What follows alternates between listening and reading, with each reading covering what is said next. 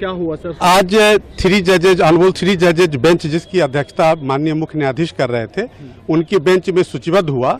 लेकिन आज उनका ये कहना था, चूंकि उनका रिटायरमेंट है 14 तारीख को, इसलिए उन्होंने जो नए चीफ जस्टिस हैं उनके समक्ष यानी कि जस्टिस गवई के समक्ष इस मैटर को सूचीबद्ध करने के लिए आज आदेश पारित किया है। अब इस पूरे मामले की सुनवाई 15 मई को होगी और नए बेंच के समक्ष होगी। सर, उन्होंने ये भी कहा कि हम इस जो हलफनामे आए हैं उन्हें पूरी तरीके से गहराई से नहीं पढ़ पाए हैं, इसे बिल्कुल हाँ बिल्कुल उन्होंने ये कहा कि ये पूरे मामले की विस्तार से सुनवाई करने की जरूरत है। और एक बात जरूर था कि जो मुस्लिम पक्ष के जो वकील थे उन्होंने अंतरिम आदेश की बात की। उन्होंने कहा कि नहीं, इसमें कोई जल्दीबाजी नहीं है, अंतरिम आदेश और जो मेन पिटीशन सारे मामलों पर सुनवाई आज जो नई बेंच होगी वो तय करेगी और उनके हिसाब से फिर आगे सुनवाई चलेगी। आज तो कोई सुनवाई अब नहीं? आज बिल्कुल कोई सुनवाई नहीं हुई। उन्होंने 15 तारीख की तारीख मुकर्रर कर दी है। सर, पिछली तारीख पे जो सरकार ने, केंद्र ने जो अश्योरेंस दिया था कोर्ट को कि भाई डी नोटिफाई नहीं होंगी प्रॉपर्टीज और कोई नई अपॉइंटमेंट नहीं होगी काउंसिल में, क्या बिल्कुल आज उस विषय पर कोई चर्चा नहीं हुई है। वो डी नोटिफिकेशन या अपॉइंटमेंट के मुतालिक आज कोई चर्चा नहीं हुई है।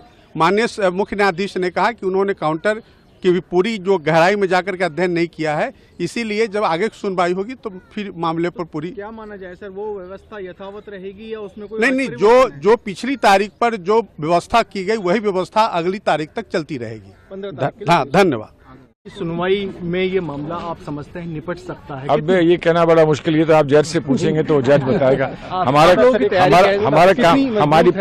पूरी तैयारी है और मजबूत तैयारी है। सर, एक छोटा सुप्रीम कोर्ट में आज ये कहा गया है कि जो है हमने देख नहीं पाए हैं और नई बेंच इसको सुनेगी, तो 15 को नई बेंच गठित होगी और वो सुनेगी, नई बेंच बनेगी। लेकिन मेंबर और को लेकर जो कहा गया, देखिए जैसे देखिए एनी मेंबर इन्होंने कहा है, पहले मुस्लिम हुआ करते थे वक्फ बोर्ड के अंदर, जो स्टेट बोर्ड होगा और जो वक्फ नेशनल काउंसिल है उसके अंदर 10 मेंबर जो हैं, पहले अब 10 मेंबर मुस्लिम होंगे, पहले 20 मेंबर मुस्लिम होते थे, 12 कोई भी हो सकते हैं।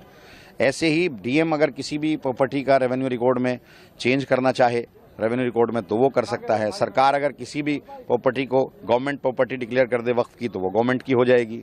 दूसरा, अगर किसी प्रॉपर्टी पे डिस्प्यूट क्रिएट हो गया तो वहाँ पर जो है नमाज जनाजा बंद हो जाएगा। अब जब तक फैसला नहीं आता तब तक तो ये सब नहीं होना चाहिए। फैसला जिस दिन आ जाए, कोर्ट फैसला डिसाइड कर दे कि ये वक्फ की नहीं है तो पहले दिन से वो गवर्नमेंट ट्रीट करने लगेंगे। तो ये ऑब्जेक्शन है वक्फ बाय यूजर जो है उस पर है ही। तो अब से पहले भी आप लोग क्या कुछ डिस्कस? हमने अपना जवाब दाखिल किया है, हमने सारे पॉइंट उसी में ये सब दाखिल किए हैं। तो अगली जब सुनवाई के लिए आप कुछ आपको उम्मीदें हैं कि क्या कुछ हो? बिल्कुल, देखिए जब तक तो जो ऑर्डर था, जो स्टे था वो जारी रहेगा और नया जो भी होगा, जो सुनवाई नई बेंच करेगी, 15 के बाद नई बेंच गठित होगी, वो सुनवाई करेगी।